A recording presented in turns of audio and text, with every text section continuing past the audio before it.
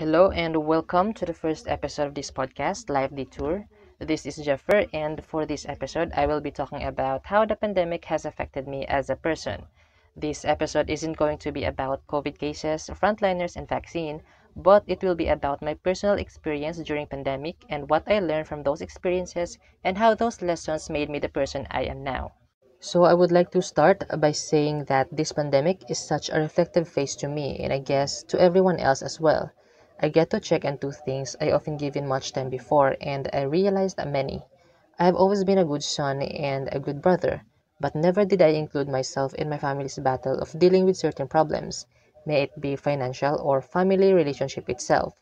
I had a tendency to retreat before I even had the courage to step in. I used to have this thinking that I am still a student and that even if I intend to initiate something, it wouldn't give a major contribution in the fixing process. Another thing is that when I started college, I stayed in the place just 3 municipalities away from my family, and so I never really had a chance to witness my family during their struggles.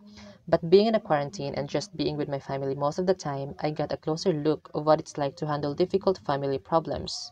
When there is a crisis and when it demands a share of attention, major responsibilities appear to become a heavy burden. And to me, just watching my family being clouded with pressure and stress sounded like a betrayal. Thus, I initiated to position myself with my family in the battlefield, and just like that, I become problematic as well. But it's in a good way, because beyond this stressful engagement, I realized something. To be physically present is one thing, but to be emotionally connected with your family makes the relationship even more stronger.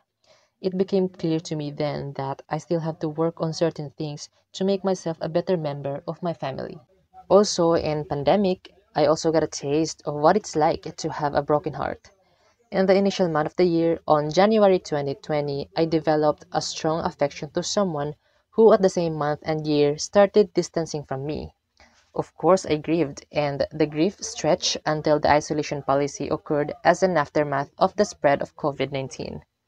A few months since the pandemic started, despite the lack of communication and immense proximity between us, I confessed, and it never changed a thing, which I expected, because even without my confession, there is already ignorance and distancing. I was in so much pain, and before when I had problems, I was afraid to show my vulnerability. But this one had made me talk to some of my friends and let them wander through my vulnerability. And after a series of reaching out to some of my friends, I got tired and because I did not want to waste another drop of tears, I diverted my attention to something productive.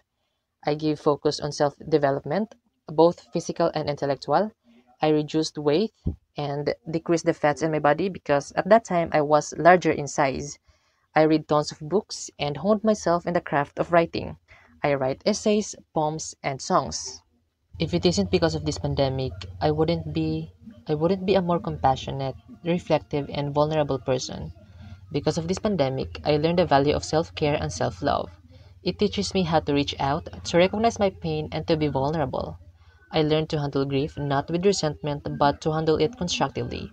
Grief sometimes leads us to become hopeless, but it could also be something that leads us to have a better transformation and self-improvement, because sometimes grief teaches us something what happiness can't.